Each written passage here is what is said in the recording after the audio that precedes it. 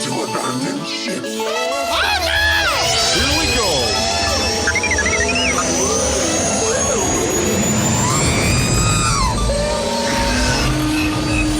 Can I persuade you to join us for a drink? It's a tradition.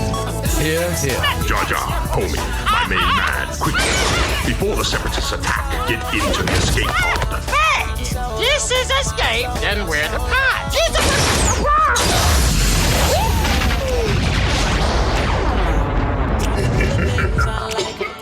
Welcome back to Star Wars Escape Pod and our 12th, or our final Andor Aftershow, which is for episode 12, Rix Road. And that's a callback to an earlier event that we can get into with our co-host Blake and our first time on the podcast, our friend and guest Nick. He's a longtime listener and supporter of Star Wars Escape Pod, so we're super happy to have him. And we're going to dive into this finale. Stay tuned to the end to hear a voice from, opinion from Kirk and information about a giveaway that we're going to be running and all that stuff. So let's get into it.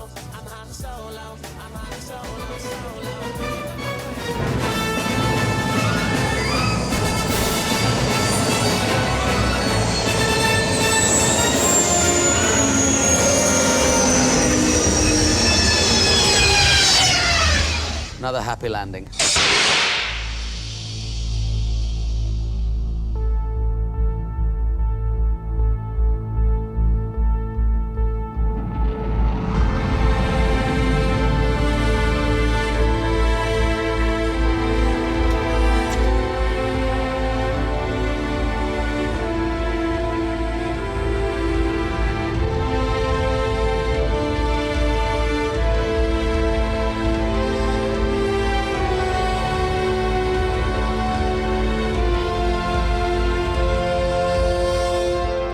Welcome back to the podcast.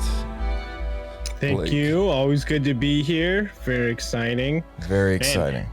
Man, playing the music here at the beginning of our show here, it got me remembering that we had talked about the sound of the intro sounded like it was actually changing throughout the episodes. So I'd be really curious to play them, the first one to the last one, to see how it changed.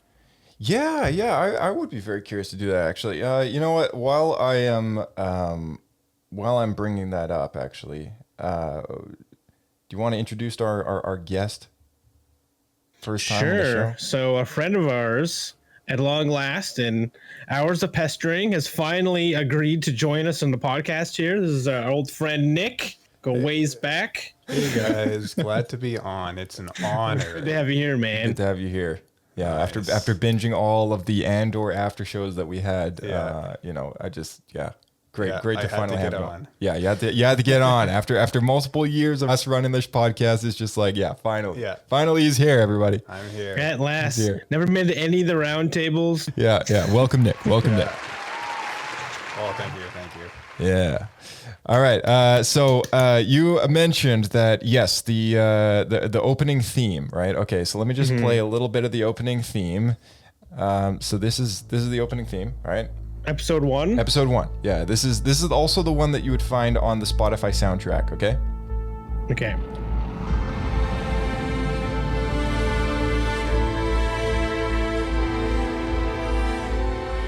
Okay, I'll fade that out. And here is the new one from episode 12.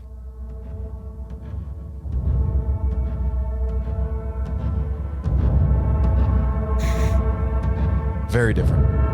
They're very different.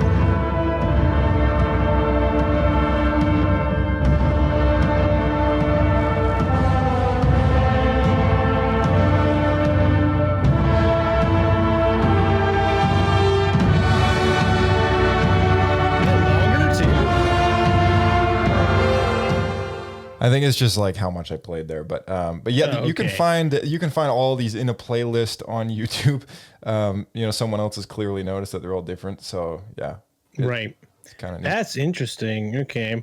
Mm-hmm. Yeah. I wonder if you put them all together if it makes one song. You stack them all up on top of each other. That's what makes the 12th one. It's just like all the instruments, noisy. like.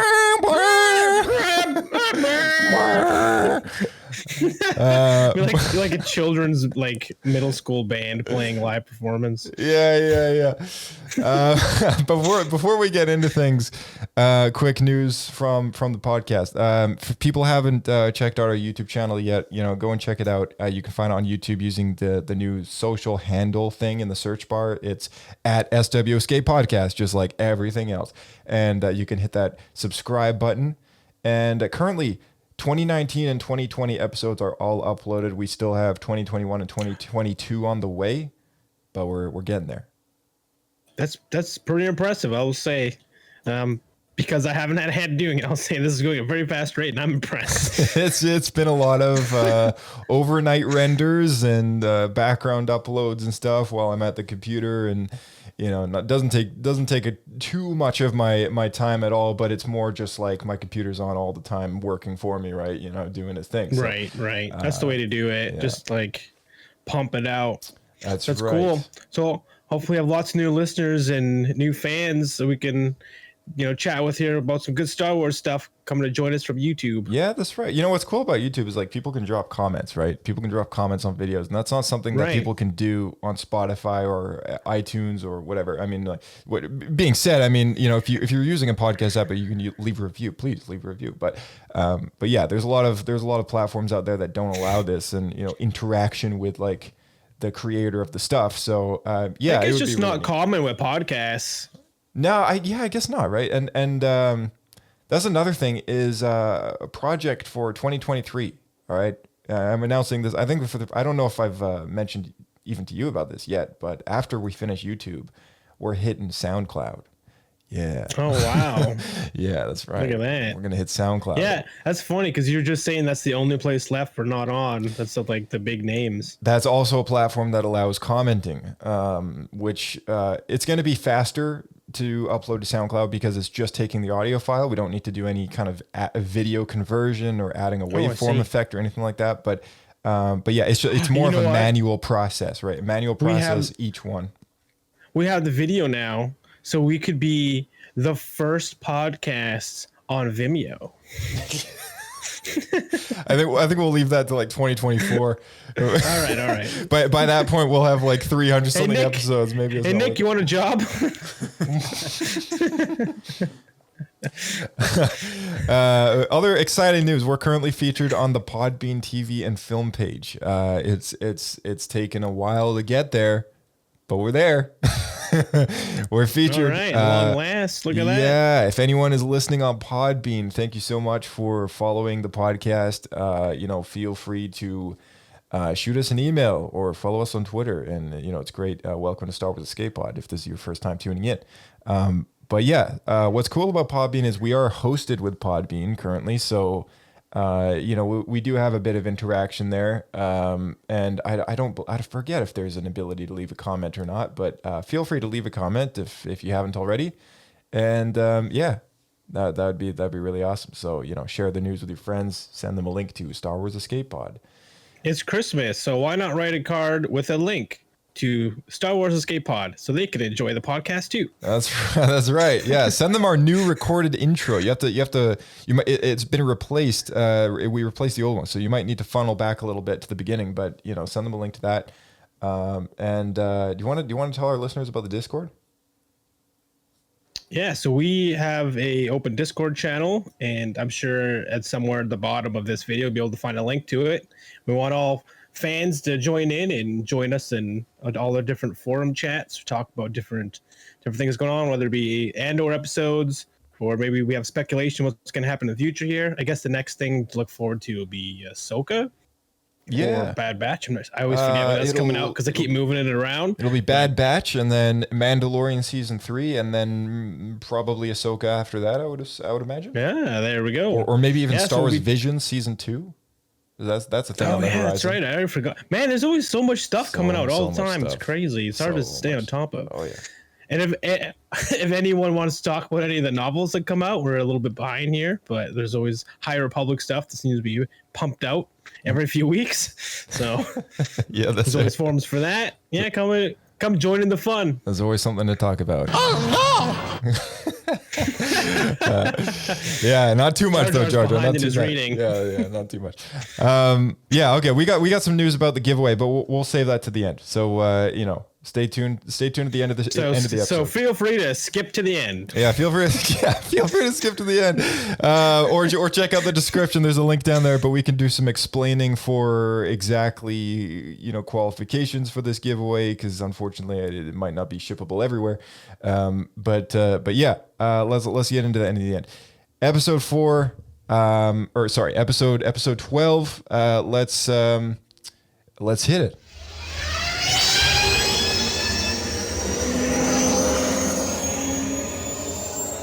All right, Rix Road, everybody. Initial thoughts on this episode before we dive in. We can just throw a short comment out. I can start. I loved it. I thought Maarva's speech was a highlight for me in this episode. But Blake, what about you? Speech was good. Was it just me, or did her hologram look weird? Her hologram? I don't have a problem. I thought with it the looked hologram. strange. I think her face was like too in focus. It looked wrong. Could have been fuzzier. I don't know, I think it was too clear. Huh. It doesn't really match the rest of what we've seen in this era.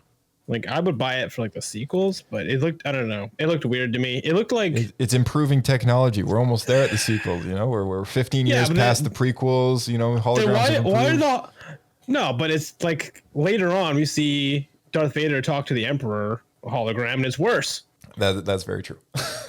So like that doesn't. Why would they not have better technology than this droid that's however old? That's a good point. I don't know. It bothered me. It's a really random thing to complain about, but you brought up the speech. The speech was good. The message that she had though, that was tear to the eye. Yeah. It was good. It was good stuff. Nick, what about you? Yeah, I like the speech. One thing that kind of stood out was the music they were playing, like as they were walking down the street.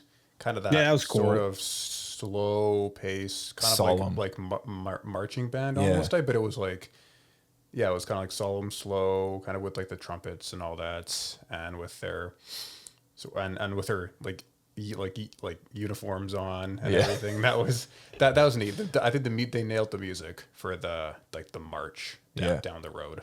Yeah, that's great. Yeah, It was pretty cool. Rix Road is where Clem Andor was once hanged by the Empire, or hung by the Empire, I guess, to see the events that take place in this episode in the very place in which has long affected both like Cassian Andor and his mother Maarva, is very good storytelling. It's where Ferrix's rebellion begins in a way, right? Like, it's almost as if Clem's death has long kind of been this seed that's been planted, right? And then finally now it's flourishing because Maarva has her speech, and ironically the very spot where they're performing her burial ceremony in a way is also where her husband was hung. And this Rix Road location keeps popping up in conversations, right? Like earlier in the season, I think it was mentioned by Maarva when she was like kind of arguing with Andor. It's like, she said something about like, walk me down Rix Road, and basically trying to kind of paint this picture of reliving the trauma of like seeing her husband kind of like on the end of a rope, right? So to me, I thought this was fantastic storytelling. I thought that was really, really cool. To name the episode after that kind of location, I thought was really great. Pretty fitting. Yeah. It was good.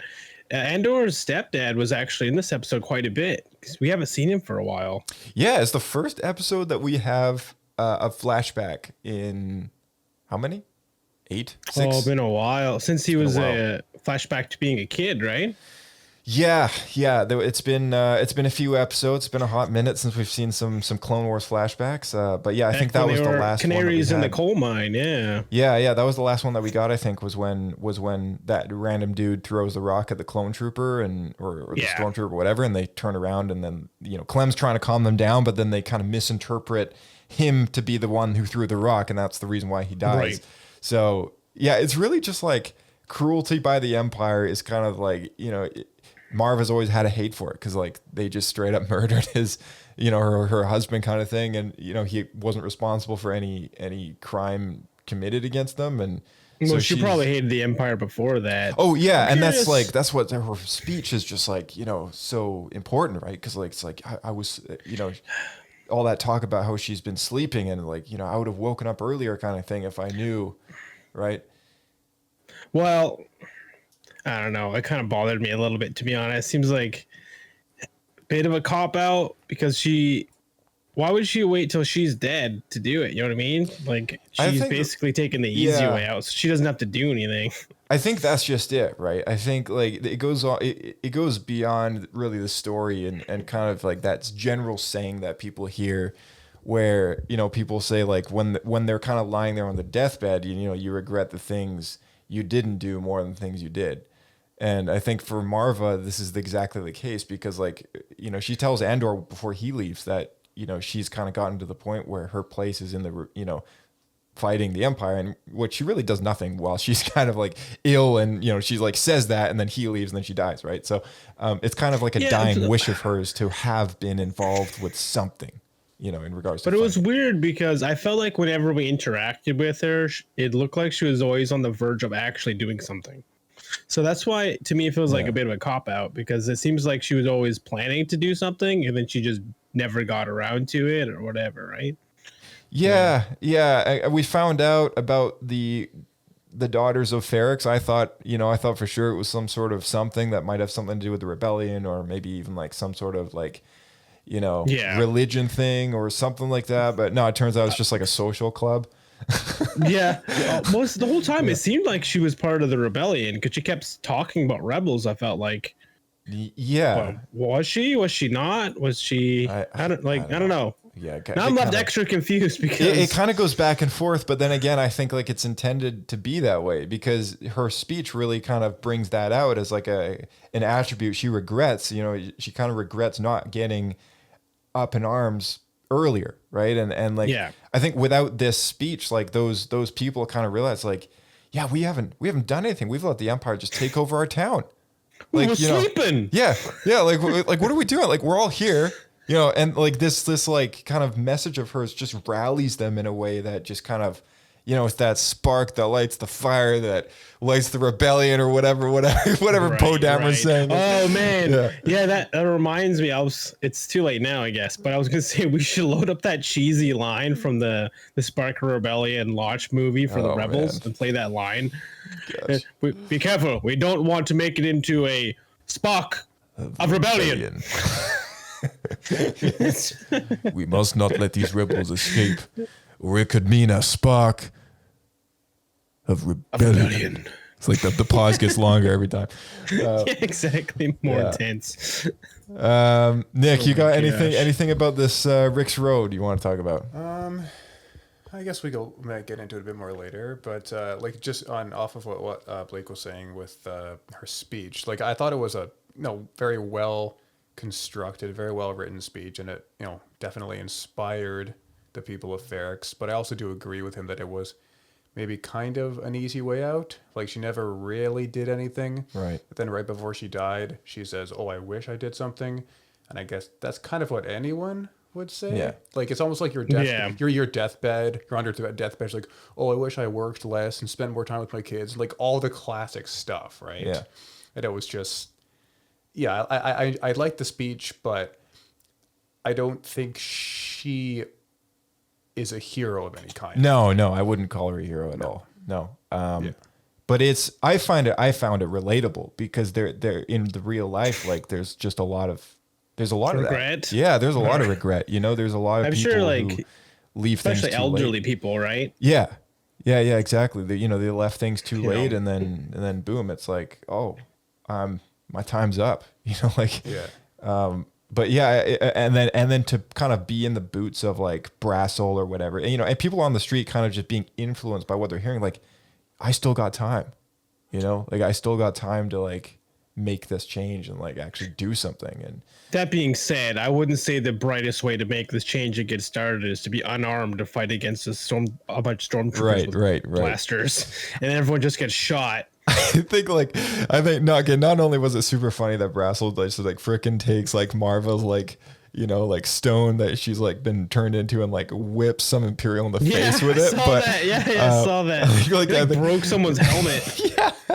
I think the other really important thing to acknowledge here is that Willman, who is the boy who lost his father to the ISB, episode opens up with him creating a bomb, like a pipe bomb. And immediately we kind of get this visual storytelling again of, this is a boy who wants to avenge his father's death. And like, this is what fuels rebellion. Like him tossing that bomb and then going like, boom. And just, it's just almost like that rally firework that needs to, or that red flare, right? That's like everyone just kind of sees and goes, yeah, it's like the first shot to kind of like create the charge, right? Along with Brassel's like, what do you call it? It's, his dead punch, to the just like whipping that brick around to the Imperial guy. So yeah, those two events, just those two simple acts, just kind of like everyone all of a sudden now has the courage to kind of just like join the fight. Stand up. Yeah, to stand up. It basically just became an unruly mob, but yeah, it kind of reminds me of I've made this comparison before, but it kind of reminds me of the Hunger Games. I think I may have mentioned it in one of the previous after shows, but it kind of reminds me of the Hunger Games. Katniss is like used as almost as like a weapon in the rebellion, within the rebellion, right? Like she's a symbol. She's a figurehead. She's a figurehead, yeah, and she's used that. Well, she wants to actually fight, and there's a whole thing about it. But she's used in a way that gets people rallied, right? Like because people are inspired. That's why they don't want her to join in and die. Right, they need her. I mean, she could become a martyr, but they also need her as like the face of the rebellion. Yeah, exactly. Did anyone? Okay, I totally missed this until like the later half of the episode. But did you guys catch the whole weasel of the town trying to confirm that Cassian's alive? Offering that guy drinks. He's like, "Hey, you want another one?" It's like, yeah, I'm sure Cassian would know nothing about the funeral, right? I don't know. I feel kind of stupid until the second time I watched it, and then I was like, oh. Yeah, like the first time, I wasn't sure if he was like trying to be a snitch or if he was, I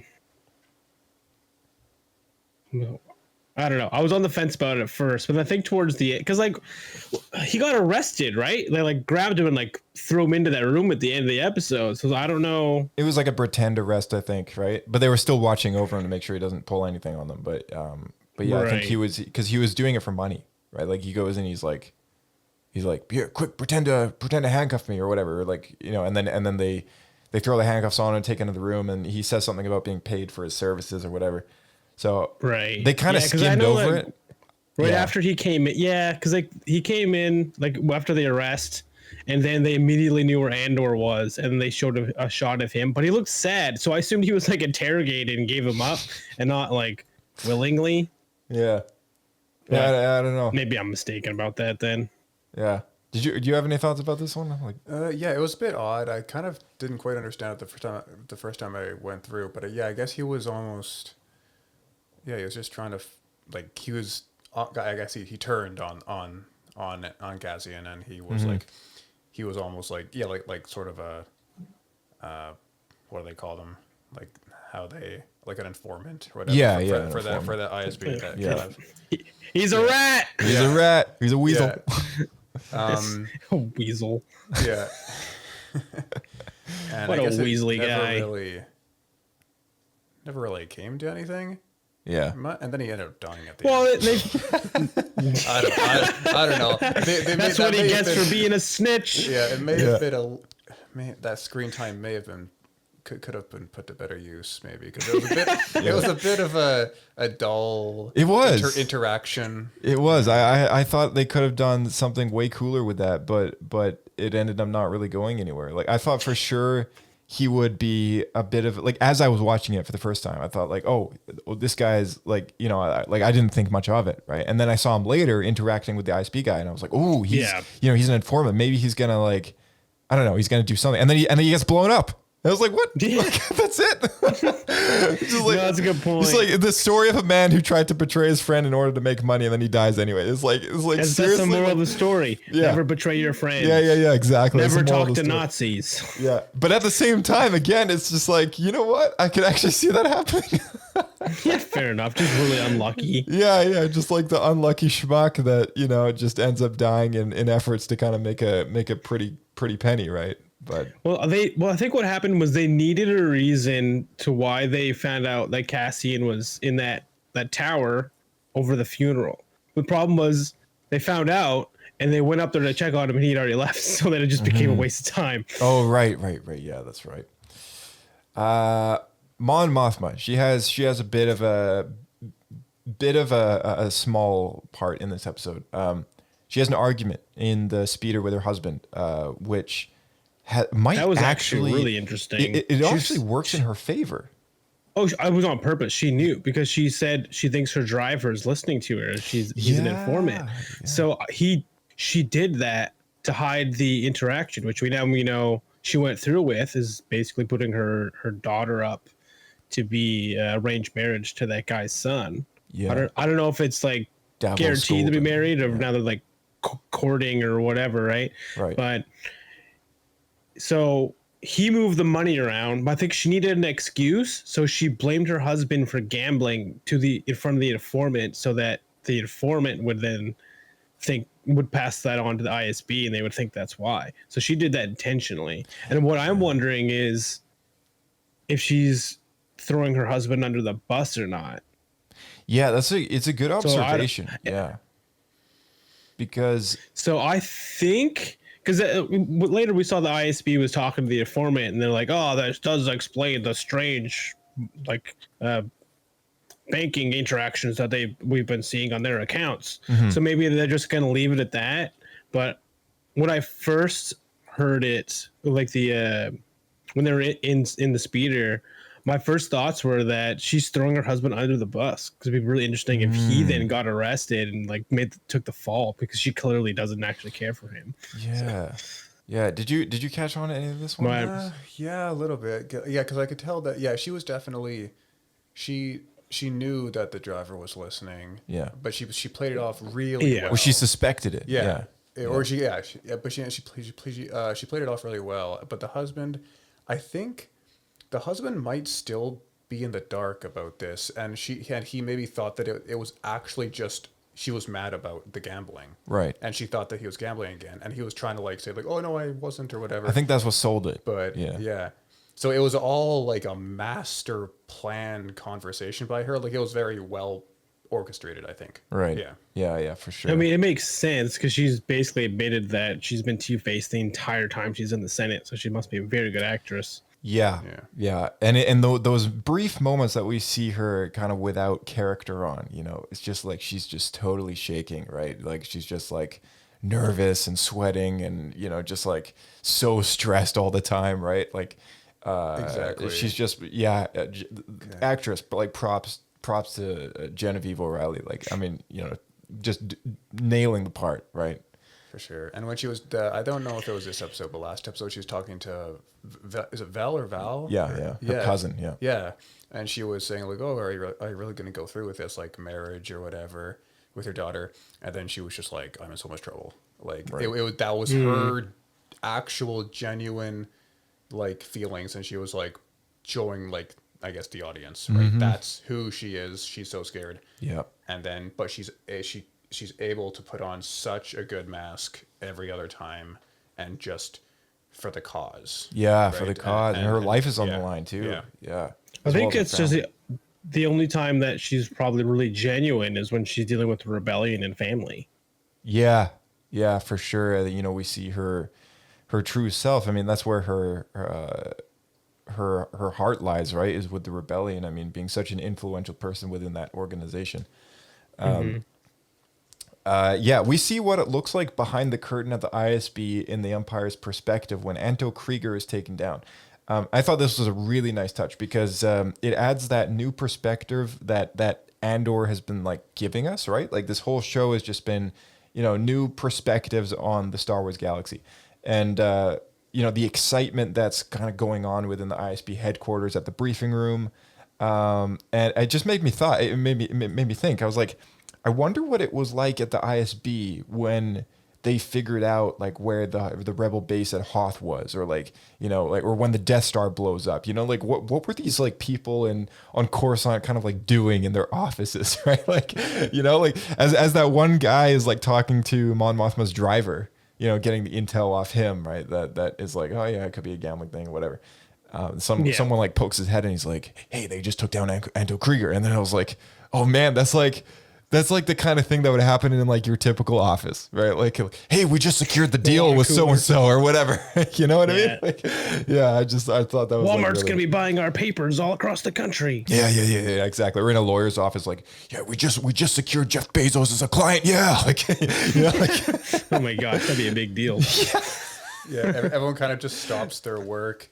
And it's like, oh, it's going down. It's going down finally. And everyone goes into like the main control room. Yeah. Almost like watch like all their work kind of like, oh, this is it, right? Yeah, and they're so proud that their plan worked. Yeah. And they really want Andor. It doesn't make a lot of sense. No, yeah, it's really funny though. And I thought, I was like, wow, we've never seen this before. Like, this is just like a new perspective on this whole, like, what does the Empire do when they actually succeed at something like against the rebellion, right? Because we never really see that side of things, I guess, when they But we just see all the Ewok celebrations when the rebels win. Ewok celebration. You know what they would do? Yeah.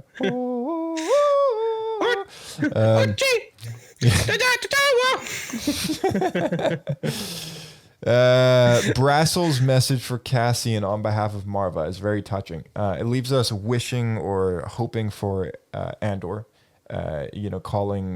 calling him a first spark to the fire and a force for good is very very encouraging for that character to hear, because there was a bit of unresolved kind of thing going on of him just kind of retroactively like, okay, I made all this effort to kind of break out of prison and like attend my mother's like burial ceremony, funeral. And yet, like, there was no real goodbye. Like, and Andor kind of says, like, the last thing I said to her was, like, I don't know, something. It was an argument. Yeah, it was an argument, right? And I was like, that sucks. Like, that sucks so hard.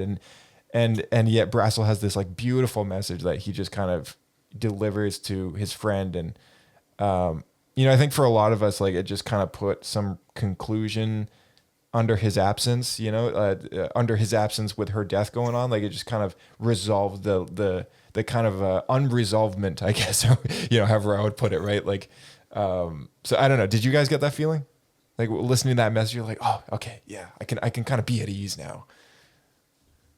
I think he's still upset about it because he has an interaction with his friend. That's when he says that, and it seems like he's still quite troubled because he didn't get this. He still feels guilty. Leave on good terms, and because he wanted to take her with him, and she might be alive if that had happened. I mean, I think she died from disease, right? So it probably wouldn't have changed. Yeah. But what about you, Nick? I think he regrets not being here with her and running off. Right. And at the same time, he was stuck in like prison, so he couldn't even get back. So he's probably like quite troubled by that. Yeah. Yeah, I think he's. I think that's why.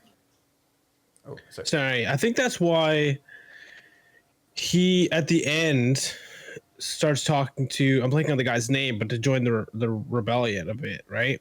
He says like, maybe jumping ahead too far, but because he's talking to the main rebel guy. He's like, either kill me or let me join you. Yeah, Luthen. Yeah, he says like, kill me or let me join, basically. Yeah, and that to me, that seems to be solely driven by her, by his loss of her, and because it, like when he says it, you can see the sadness behind it, right? So I think he's doing it because he feels guilty and because he wants to honor her with her last request, like from her speech, right? Yeah, like I guess he feels bad about, like that he couldn't like maybe save her, but that's sort of I mean, it really maybe wasn't in his hands, but he just feels bad about it anyways. Yeah. And he wants to come back. But I don't know if I'm jumping ahead a bit too far here, or it's a bit of a different topic, but I mean, he comes back. I think a main reason he comes back to Ferrix is to, attend, his mom's funeral and pay respects. But he spends the whole time in like tunnels, and like he doesn't he's never actually at the funeral, because if he's there, they'll see him. So he's there for the funeral, but he can't even be there. Be a part of it, yeah. So he's just kind of in the shadows the whole time, trying to I think he's trying to find Bix, who's been who has been tortured, and I think he ends up getting her in the end. But it's a bit of like, and she has like Stockholm syndrome. Yeah. She's like really shaken up from all the torture. I guess all the torture. Leave me. Yeah, I don't want to go. All the sounds from the headphones and all that, I think, kind of like on just kept, day after day, she kind of just kept getting more and more broken. Yeah. But she ends up getting out okay. Yeah. I thought it was really cool that Maarva's speech, I mean, I know we talked about it quite a bit already, but what I forgot to bring up was that Luthen is there, right? And he hears her words as well. And so, to get back to what you were saying as well, Blake, about him, his decision in not killing Andor really must also kind of play a part in season 2. I mean, I think personally, I think Maarva's speech is really kind of key to this whole episode, because like the message that she has Brassel kind of deliver to Andor, is kind of like his segue into, what? Yeah, kill me or let me join or bring me in, right? And then in addition to that, her hologram is really, she kind of records it knowing that this is her final kind of act of being able to possibly inspire people to do what she could never do, right? And Luthen is there and hears the words, and he's obviously is affected by this because, he chooses not to kill Cassian. But it's just, I thought that it was all very, very like intentionally, it's supposed to be very inspiring, but very different than, not super different, but I guess like different enough that Luthen's approach is the Empire's going to crack down hard. If we do certain things, people are going to get angry. People are going to rise up, right? That's certainly one way to approach it. But Maarva make it worse. Yeah, people but are forced to stand up. Yeah, but then Maarva has her turn at trying to inspire people to rebel, and all it takes is really just the truth. Like it's just her feelings on the matter, and I didn't have enough time to do what I wanted to do to fight for what I believe in, but you do, right? Like you can wake up and because she was able to read the room, and the difference is I think Luthen wanted to make build the room itself, whereas maybe he's wasn't able to figure out that what he was trying to do, they're already there. All the people need is something to just kickstart it to light the spark. Light the spark that lights the fire that lights the rebellion. That's right. I really also loved the line that she kind of opens up with. She says, "Strange, I can almost see it." She kind of looks down as if, because she's looking down at B2 EMO, right? Like as she was recording this message before she died, right? But as she records it, she knows that this message is going to be played in front of everybody. And so as she kind of spews off these words, it's actually really kind of enlightening to kind of see the visual cue as she recorded it in a way that she imagined her standing in front of all those people, and I thought that was really, really good. I thought that was that really was like the cherry on top, because if she just kind of, her thing kind of lights up and boom, it's like her message to everyone, it would be cool still, but then it just would have a little less realism, right? And it's the little kind of realism effect that's oh, strange, I can almost see it, I can almost imagine myself being there in front of all these people, even though I'm going to be dead when this plays. I think part of that is because she mentions she's been to countless funerals. Yeah, they must all kind of have the same thing. So she can almost see herself from the perspective of like where the hologram is. Yeah, exactly. I thought that was really, really cool. Cyril has a small part in this episode as well. Cyril. Cyril's part of here. His moment. His moment is very, very short lived. But what happens on Ferrix results in him rescuing Dedra from the riot, and I thought he was gonna get clocked. I did. I thought he was just that was it. Like that was it for him. Because if I was her and I was held at gunpoint and taken as a hostage or whatever, and brought into the room, you turn around and Cyril's there, I wouldn't think, oh, it was a ruse. I would think, oh, he's a rebel. I need I need to fight him. Yeah. It was interesting because I thought of this as like this is finally his golden ticket into the ISB. Like, I think season 2 is going to kick off. He's going to be an ISB member. What about you? Okay. You got some thoughts. He's got some thoughts. Well, a bit. I mean, the season starts off like the show starts off with this serial guy. He loves his job and he's figured out that he's almost like found this Andor guy. Then thinks that maybe this guy's the key to something, right? And he's I think he just starts off by trying to find him. He's like avenging his coworkers, right? He tries to find him, and then the rest of his coworkers are kind of like, well, small potatoes, like move on. And then he's like, oh, this isn't how we should be, doing business and all that. So he kind of goes a bit rogue and tries to find this guy. But later in this season, he meets Dedra, and he almost it seems like he just has an obsession with her. Yeah. About it's kind of weird. He almost loves her because she treats her job the way he treats his job. Yeah. And they both kind of have the same ideals and all that. I got to give props to that actor because there's so much intensity in his eyes around this topic. It's impressive. It was very good. But I mean, it's almost kind of fitting how because he goes to Ferrix because he has a lead on Cassian. Well, he thinks Cassian's going to be there for his mom's funeral. Yeah, because he thinks he's going to be there. So he goes to Ferrix as well. But immediately, he just sees Dedra in the background. He's like, "Oh, she's here," and he immediately kind of forgets about Cassian. Yeah, she's a celebrity, right? And then the rest of the episode, he's almost he's tracking her, more concerned the whole time. Yeah, more concerned with her, and then ends up when the riot starts, he's immediately I have to save Dedra. Yeah, and then he ends up doing it, but. It's a bit of a weird story arc or character arc for sure. Why did they trade hats? That's what I want to know.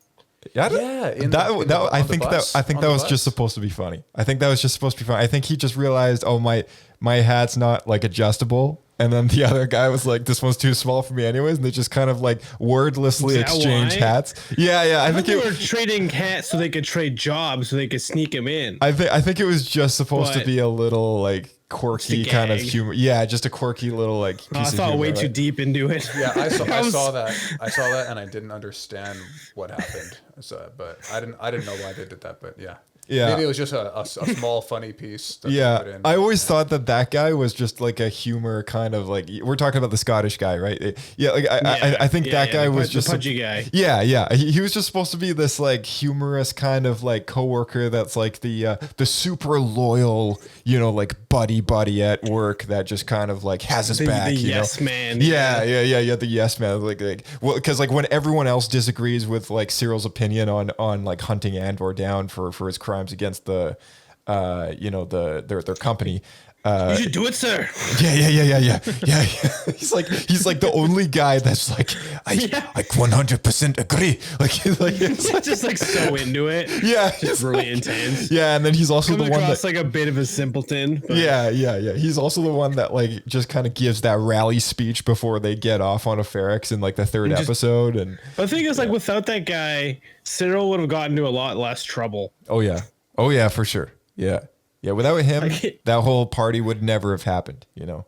So, also because he's the guy who told Cyril that Andor might be coming back to Ferrix because, you know, he found out that Maarva's dead and that's his mother, right? So, yeah, he's just the guy that's got the back. So I think it was just like a subtle, quirky little nod to like, oh, you don't fit in your hat properly? Here, you can have mine. I don't know. Maybe I'm completely overlooking something here, but like that's just how I perceived it. Fair enough. Yeah. But a small little cameo of the DL-44 that he holds when he rescues Dedra, by the way. He's holding a blaster in his hand. That's a DL-44. Han Solo's blaster. Oh man, I totally missed that. Yeah. I kept seeing like Ray's blaster everywhere and then missed that one. Yeah, that was an interesting one. One can only wonder though what Maarva's message meant to him. You know, talking about like, or Dedra even, like a loyal imperialist people, right? Like, oh man, I'm sure it was just like, oh, she was a rebel. We only got like a small, like half a second glimpse, I think, at him when this speech was going on, but I wish we saw more facial reaction from him because it's such a good, monologue that I kind of wish we saw more characters react to it, right? But yeah, anyways, Cinta, another rebel who's kind of had a small part to play on Ferrix as she's been keeping an eye on Andor's house while Maarva's been dead and he's been gone. She assassinates the ISB spy that's been hanging out around town asking about Andor and keeping an eye on the place. I thought that was a well-played moment. It was a very interesting moment because she looks like she was just really awkward and caught off guard, and then she just stabs him. Yeah. Dude, that guy was like so creepy. You know, when he like turns around, he's like, "What are you doing here?" Yeah, you're right. He's just like so obviously an Imperial. Yeah, exactly. Just so obviously a villain, you know, like of any kind, you know, Imperial, gangster, whatever. Just like if he lived, he would have been a first order person for sure. Oh yeah, absolutely. Yeah. Bix, Willman, Brassel, B2EMO, they escape off-world with Andor's reassurance that he will find them. This is going to be a segue into season 2. Any speculation for season 2? I think it's going to be him trying to fit in as being a rebel. And maybe that's why they felt like they needed another season. Like, this is totally me speculating. But from what we saw in this season, it was a really hard sell for him to just become a rebel. Because he seemed really independent, wanted kind of nothing to do with it. Like even what we got for an explanation of him joining the rebellion to me seemed like a bit of a stretch. So I think it's going to be about the transition of him from being who we see him as in this season, this very independent kind of thief, into someone who can follow orders and is an actual soldier for the rebellion. Yeah. You know, like my opinion on the first season so far, it's just been a big kind of lead in to the real story, which is him as part of the rebellion, right? Like this is like complete foundation territory for him, like reasoning, you know, why he joins kind of thing. And it's given us a few steps to the story. Like, you know, first off, you know, he kills those guys, has authorities chasing him, never really liked the Empire to begin with, comes from a planet that hates it. And then, you know, the Empire gets involved, you know, more so. He ends up in prison when he shouldn't have been, just like his father was killed by the Empire for a reason that he didn't commit. And then, you know, finally kind of like realizes, oh, we're not getting out of here, has to escape, right? Hates them even more. And then the death of his mother happens. He's torn up about it. you know, has to hide away from the Empire and the corporate authority sector just to kind of be there in the first place. And then that whole uprising and knowing that his mother like hates the Empire and wants to rebel as well. And then Luthen like getting him involved with that one mission that kind of like also involved him in a way that he's like, you know what? Like, yeah. And like Luthen told him like, you know, don't you want to fight these bastards for real? Right. Like, yeah, but we know Luthen is very manipulative. He is. Yeah. So yeah, for sure. What's interesting though, is I felt, especially in like this episode where Luthen is very like, we have to kill him. Right. I was always kind of on the fence of if that Luthen's like employee, the lady who works there, if she had like went rogue to kill Cassian, but no, it's definitely like it was his idea. Yeah. Like he's the one that said we need to kill him. He made the call. Yeah. And so that to me is showing like a lot of parallels between Cassian doing what he needs to do to survive and accomplish what he's doing, and with what Luthen is willing to do. And I think Luthen is going to take him on as somewhat of an apprentice at this point, and that's why we're going to see Cassian in Rogue One as someone who was willing to kill a fellow rebel, so that information doesn't leak, as opposed to what we know to be rebel soldiers. Because I think the rebels we see in like Empire Strikes Back and stuff, they wouldn't do that. But Cassian seems to be a tiger of another stripes. Yeah, almost and like I think he's gonna get that from Luthen. Yeah, for sure. That's a great observation. Like almost like his involvement with the rebellion has just been a bit dirtier because he's been kind of brought in by the guy who's like doing all that stuff, right? Yeah. Exactly. So I almost think he's going to be a personal agent of Luthen, because Luthen is already impressed with what he can do. That's why he reached out to him in the first place. Right. Yeah, exactly. Nick, any overall That's my guess. thoughts? I think he's going to be a spy. Yeah. So go ahead. Fits the genre pretty well. But yeah, Nick, season one recap, your opinions of that, and season two. Yeah. Just spiel. This is okay. So hold on. So first, before we get into any of that, just a quick thing on Luthen. I don't know if it was like if I missed something, if I missed part of something, or if there was a continuity error, because Luthen was like at the funeral, right? Yeah, he was. Yeah. And then so he was looking there, kind of with his cloak on, and then. Cool costume, by the way. Oh, yeah, very cool, yes. But then when the riot starts, it cuts to him like a mile away, looking after the riot. Looking down on it. So there's after the riot. Yeah. After the riot had been going for a while. He was on the stairwell. So what happened was the parade went through, the funeral parade, and there was soldiers, like Imperial soldiers with riot shields that are creating a wall. He was behind the wall, so behind the parade. And then when the explosion went off, that's where he was. And that's where we saw him briefly. And then there was another time gap, and he was farther away looking down on everything. Oh, okay. So it all lines up. Yeah. Okay. And then he gets back to his ship, and Andor's like gotten there before him, kind of thing, knowing that he was, he'd seen him earlier, kind of thing, right? So, yeah. But thoughts for season two? Like, what do you think that you've seen? Like, anything that you might have kind of witnessed in season one so far that you're like, yeah, this is probably going to happen. This is my thoughts, kind of thing. Oh man, I don't know. I think. I don't know. I think Cassian will probably wind up, finding everyone again. Yeah. I think probably closer to the beginning of the season, and then there'll be a bit more of a different story arc to go along. Do you think you'll find K2SO? Do you remember who that is? Yeah, the black droid, right? Yeah. That's right. Yeah, it's him. Yeah, maybe it would be a neat thing, because kind of how Han met Chewie, and you kind of got to see that. It was just a bit. Yeah, I don't know, because that was the same droid that, the same type of droid that was choking him, right? So yeah, it is. Yeah. Maybe that was him. No, there is a comic called. That's their origin story. There is a comic called Cassian and K2SO where they tell the story that he finds K2SO and reprograms him. But as we've known from Dave Filoni recently, the comics are kind of like the lowliest part of canon, in which can be very easily overwritten by new stories on screen. So I would not be surprised at all if they just kind of, all right, forget it. We're just going to tell the story on screen instead, tell it a little differently, done. I mean, it wouldn't be the first time. It wouldn't be the first time, no.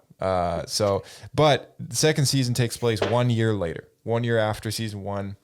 So we know that much. I wouldn't be surprised as well if they just kind of like had him, right? It's like, boom, season starts, there he is. Like he's already an asset, right? Do you guys think that Dedra and Cyril are going to be like recurring characters in season 2, or do you think their stories are kind of done? Oh yeah. I think they're going to be recurring. Okay. Yeah, I think this is just kind of like, just like Andor has finally he's in, right? He's in the rebellion. I think that is Cyril's story for the Empire. I think season 2 is going to be his Empire story. He's like finally kind of, as an ISB officer training under Dedra or whatever, right? He's his her new what do you call it? Not alias. What's the word? That position, like the apprentice. Not quite a trainee. Yeah, something. I don't know, something. Yeah, like just like the guy who's like standing next to her with like the clipboard or whatever, right? Like assistant or like protege. Almost. Yeah, protege Maybe, or whatever. Yeah, something like that. Yeah, That's a good word. yeah. Post-credit scene. Hopefully enough people watch the post-credit scene. If you haven't, spoiler alert. Yeah. What do we think of this post-credit Exactly what scene? we said it was going to be. Yeah. Earlier today, Nick, you mentioned to me how much you like this, so I'll let you talk first about it. Yeah. First of all, I don't think it was that important. Like of a scene, it kind of just confirmed a little thing that was like, oh well, everyone was kind of thinking like, oh well, what are these things we're making, and then In the prison sequence, right? Like what are they building? Yeah, they're all building like the same thing, like part, exactly the same part. And then there were a lot of people that thought, oh, it's probably maybe parts for the Death Star, and then they kind of just confirmed that. But I really liked the shot of them, like the droids were out in space and they were like walking along, and they had those things like putting them into place, and it zoomed out, and you thought that was like, oh, that's the whole thing, but then it keeps zooming out, and your perspective of just how big that dish is changes, and you think, oh wow, that thing's actually massive. And they did need like thousands or tens of thousands of these kind of like panel control structures, things, yeah. They're probably like actuators or something to change, like if the dish changes convex or concave or whatever, or they're just like structural pieces, but something to do with the Death Star.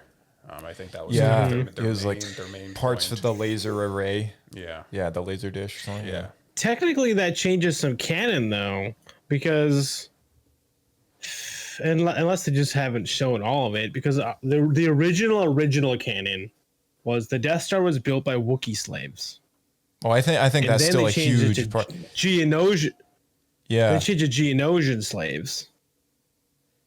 And now we see all these droids. So I'm curious to see, is this still I think intermingled? so. Like in my own perspective, like I think it all kind of fits together in a way. Like, because you're right. And in Star Wars Rebels, we have confirmation that the Wookiees and the Geonosians were used for building up the Death Star, right? Like there's a whole arc in which there's like the last Geonosian egg in Rebels, and that little like click clack, like right. Ezra calls him click. Yeah, click clack. Like he's got the last egg, and and he kind of confirms that the Empire wiped all of the Geonosians out, right, with like some toxic gas, but they were used to make the Death Star, and he like draws it in the sand. He draws like a circle with like a circle inside the circle, right?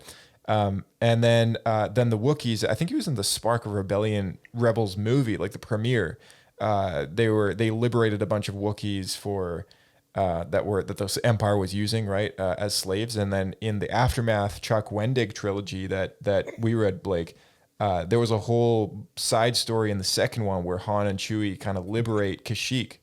I remember that. So that's probably the most interesting part of that book. Yeah, it was. And now we have confirmation that even humans were like the prisoners that the Empire were able to take advantage of them and turn them into slaves, essentially, right?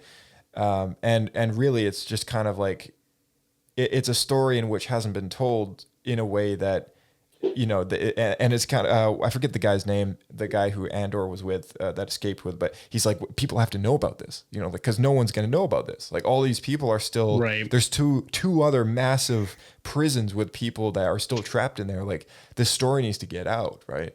So, and I think that's probably also why they changed the regulation of letting them out and just kept them there, because they needed the slave labor. Yeah. So I thought it all kind of fit together in a way, in a very interesting kind of puzzle. It's like that thing is huge. Man. That's going to require droids. It's going to require ships. It's going to require multiple planets worth of slaves to actually make this thing. And don't forget they're making two. Don't forget they're making two, right? That's true. It makes it crazier and crazier to believe how fast they made the Death Star too.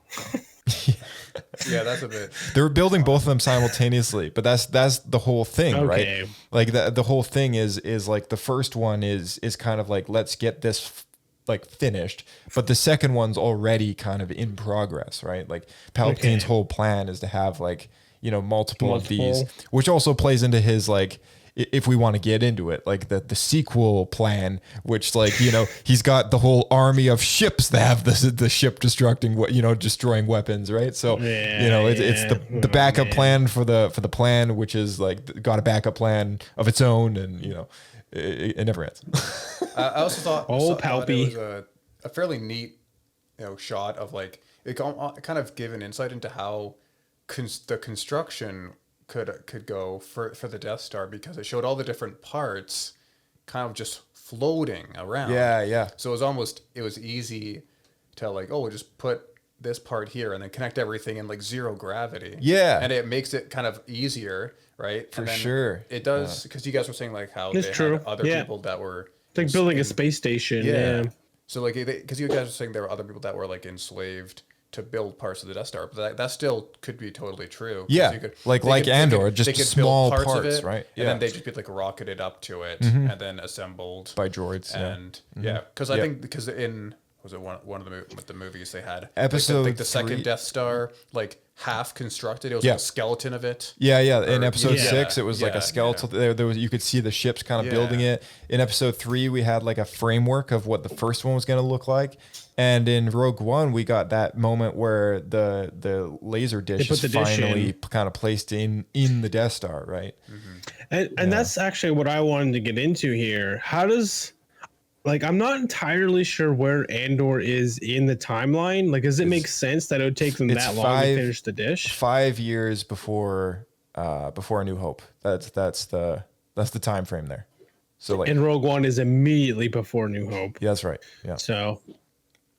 So it's 5 years before Rogue One. So it takes them 5 years to finish that dish to put it together then. Mm-hmm. Yeah, and as we know from Rogue One and the Rogue One Catalyst novel, the laser is the last thing to work, right? It's the last thing. It's the last real puzzle piece that they need. And that's why Krennic is so obsessive with having Galen and Urso, because he's the guy, right? He's the guy that can make it all happen, who can make this weapon functional. Yeah. He's the guy. Yeah. That's the guy. That's the guy. Yeah, he's the guy that makes it all happen, right? So like, and that's why he kind of goes out of his way to make like a flaw, because he's like, well, if I'm the exhaust port. Yeah, and his hologram message to Jyn Erso kind of explains his guilt and his involvement with this monstrosity, but they call it the Death Star. On a completely unrelated note, by the way, I thought it was hilarious. So you know how Grindelwald was, the Johnny Depp recasting to Mads Mikkelsen. Everyone's got their hot take on it, but what I really wanted to make a joke about was Mads Mikkelsen seems to be the guy to just recast anyone with these days, because as we know, Henry Cavill, right?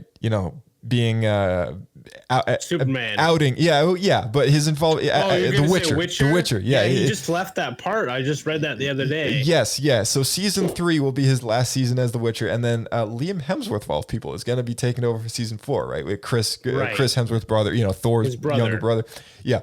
What I thought was so funny, I saw a tweet about this. Was it's like some fan art of Mads Mikkelsen as the Witcher, and they were like, "Well, Mads Mikkelsen would make an amazing Witcher." And I took one look, and I was like, "He does! Like he actually looks really good." Because Geralt is supposed to be in the games he's quite handsome, but in the novels he's supposed to be like kind of a monster. Like he's been through so many fights, he's pretty messed up. Like his face is gruesome. Scarred and seen some battle, right? But and not to say that Mads Mikkelsen has a gruesome face, but I think he can pull it off. He's a makeup, but like it's a good starting point. He's got a good villain look to him, right? So like sure. He's a fantastic actor too, which is why people love him so much. But I think it's hilarious that he's like that actor that just like picks up someone else's role in the event of a recast, and he's just kind of become the meme of recasting right now. So that's pretty funny. Because he also was a recast. His first big role, right, was a recast of you talking about Hannibal? Lecter. Yeah, Hannibal. Yeah, that's right. It's funny. It's a funny scenario. The recast king. The recast king, Mads Mikkelsen. Okay, back to Star Wars here. So that sums up our season 2 kind of thoughts and everything like that. But let's talk about this giveaway, shall we? Ooh, yes, let's get into that. All right, people eager listening right now. We're about to launch a giveaway. Thanks to Kirk on behalf of Orbitkey, and huge thank you to Orbitkey for making this whole thing possible. We have permission to give away 2 Star Wars Orbitkey key organizers. And if you don't know what those are, look up Orbitkey. It's an amazing way to organize your keys. Like I have mine. I use mine all the time. Blake, you got one too? I do. Yep. And I also got their upgrade, which is to add the bottle opener function, which basically is a bottle opener key thing you add to it. And I use that all the time too. Yeah, it's got like 9 gadgets on this little thing. In fact, I was at a pub the other day and they gave me a bottle and they didn't open it. And you know what? Pulled out my key organizer, flipped open my bottle opener, bam, taken care of. There you go. Well, Orbitkey is sponsoring this giveaway, which is super exciting because we've never done a giveaway before. So true. I've learned a few things in in getting this organized, but there's multiple ways for people to enter. All right. So first, our listeners should check the description of the podcast episode. If you're using a podcast app that doesn't enable hyperlinks, you may need to perhaps look up our podcast on Podbean, and just a place where that link is clickable. Otherwise, you have to type it in manually, which is a bit of a laborious effort, but I will be tweeting this. It'll be on the Discord, very easy links to click. And there's 7 ways to enter.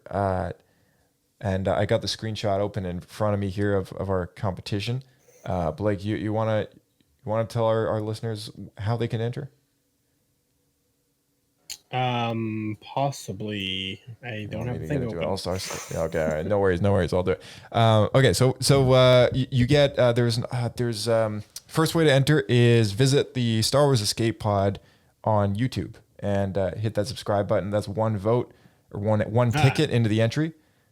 Visit the Instagram. The second option is to visit the Instagram and follow us there, and that'll give you an additional vote. And let's say you get an entry into the giveaway for each one of these things that you do. So you actually get multiple entries for the more that you do. So when we do the raffle, you have a higher chance.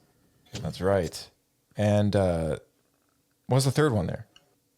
It's what we say. And the 3 is to join the Discord. That's right. We say it every time now, right? Join the Discord. It's where where we want the conversation to be outside of the podcast. It's a good way to interact with our audience. So then not only can you join in and talk about all of your favorite Star Wars content, or you could get in and talk to Phil Tell him what's going on.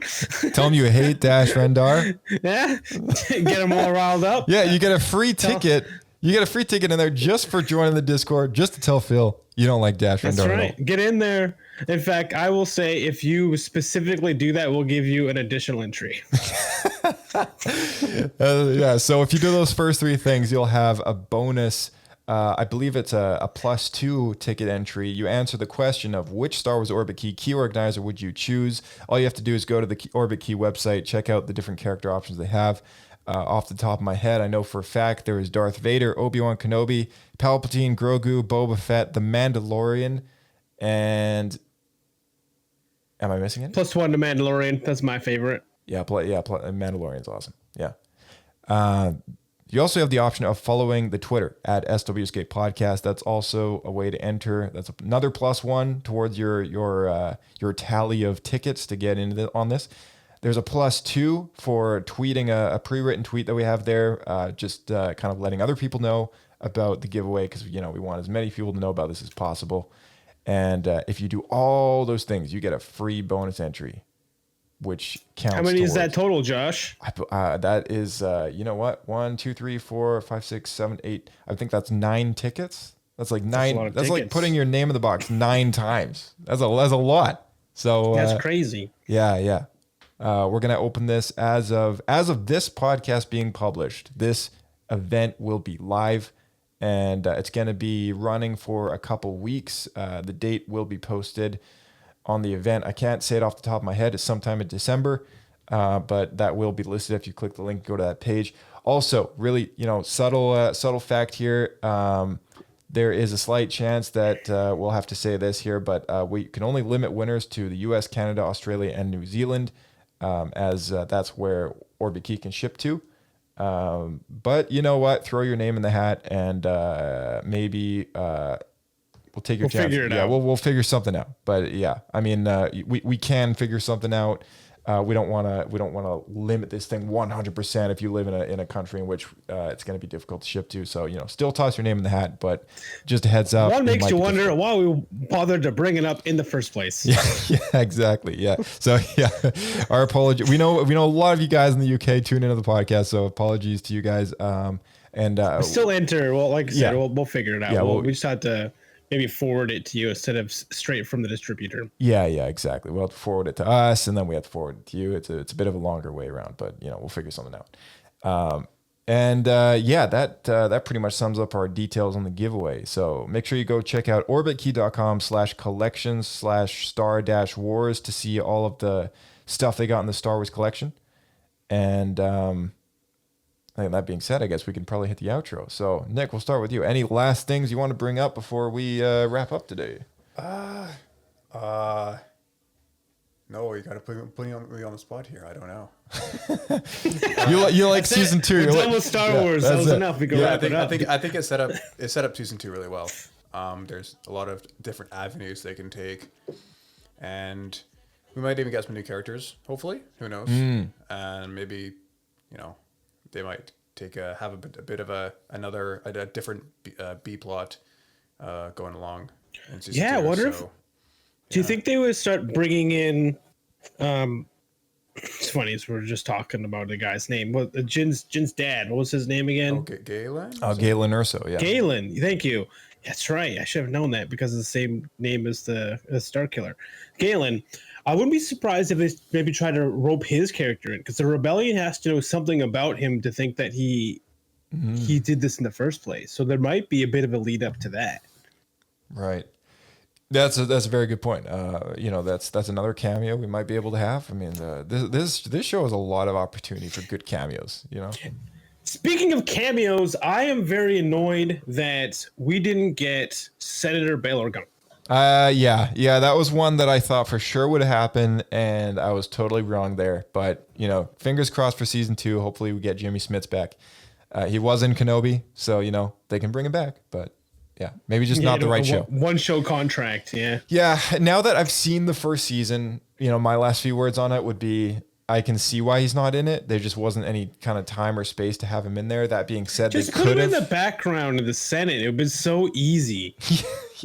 Yeah, use some stock footage from like another another show or something. Throw him in back. From like Revenge of the Sith. Yeah, put him in next to the Greblebs. the little like ETs. The ET. Yeah, say the ET characters. Yeah, exactly. Yeah. Phone home. Phone home. Quiet. Try it. Oh man. Before I forget, let me just quickly insert Kirk here. Kirk's monologue. You know, he wasn't able to join us. Wasn't able to join us on the show. Intro song. We need an intro song to like 5 minutes with Kirk or whatever it is. Yeah. We're gonna title this segment. We'll play the quick light speed intro, and then I got it. It's called Quick Chat with Kirk. Quick Chat with Kirk. That's right. Quick Chat with Kirk. We're gonna bring Kirk on in post. He's gonna show up and give his monologue. He's gonna say a few things, give his thoughts, because he wasn't here to be with us today. We will be right back.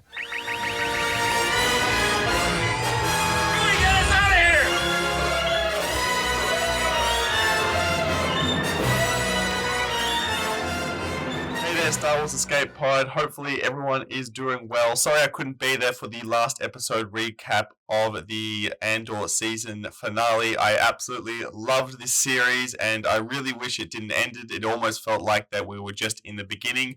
I absolutely loved the season finale, especially the last credit scene, as well, as it kind of cemented the fact what I thought was happening over on Narkina 5. I think it was an awesome finale, although I feel like it wasn't, in the end, too much of a cliffhanger. There is definitely, obviously, a few more stories to tell, but I hope the people over at Lucasfilm and whoever is in charge of creative writing for the next series and even other series in the future get to take some good notes from this show, because I think it's something that Star Wars needs in the future. A lot more of a grounded storytelling approach compared to what we see in the past. And don't get me wrong, I love my blasters and lightsabers everywhere, but I think there's a lot that we can get from and learn from the underbelly and what life is actually like in a galaxy far, far away through this show. So once again, thank you so much for having me throughout this series. I can't wait to do some more commentary in the future. And of course, do feel like to check out, if you're doing some last minute holiday shopping or some early holiday shopping, I guess for that matter, the Orbitkey Star Wars collection, which is entirely 15% off from all of our key organizers, over to our desk mats too, which are available at orbitkey.com. But once again, thanks for having me, and I cannot wait for some more Star Wars shows and commentary to come out in the near future.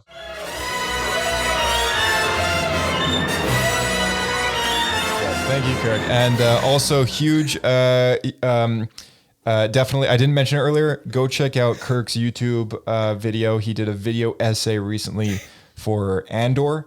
I'm going to link it in the description of this podcast episode as well. I've been tweeting about it. I put on the Discord and the announcements as well for anyone who's aware on the Discord. But definitely go support his YouTube channel. Hit the subscribe button there.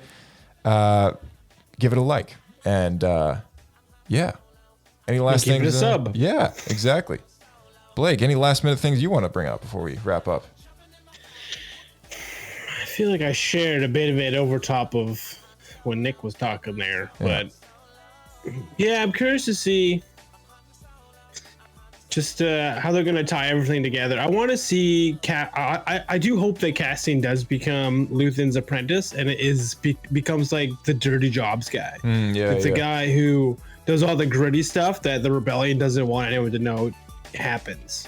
And I feel like that's who his character is when we meet him in Rogue One. So it makes sense to go there. And if he is a bit more of a spy, which is what we're kind of hoping for, and I feel like that would lead into that, I think that would be super cool. Mm-hmm. I also think we may have a very epic Luthen sort of death. Death scene. Yeah, he must. That's a good point. I think that has to happen. It must. It must happen. Nick, thank you for joining us on the Escape Pod. It was a pleasure. Thanks for having me.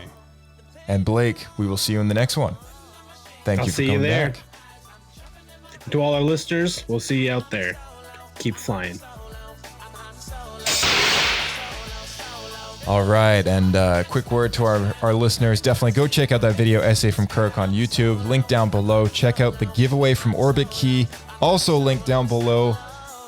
And Social handles, SW Escape Podcast on Twitter, Instagram. Definitely send us an email, drop a voicemail, find us on Snip, join the Discord, and we'll see you in the next episode of Star Wars Escape Pod. We're not going away.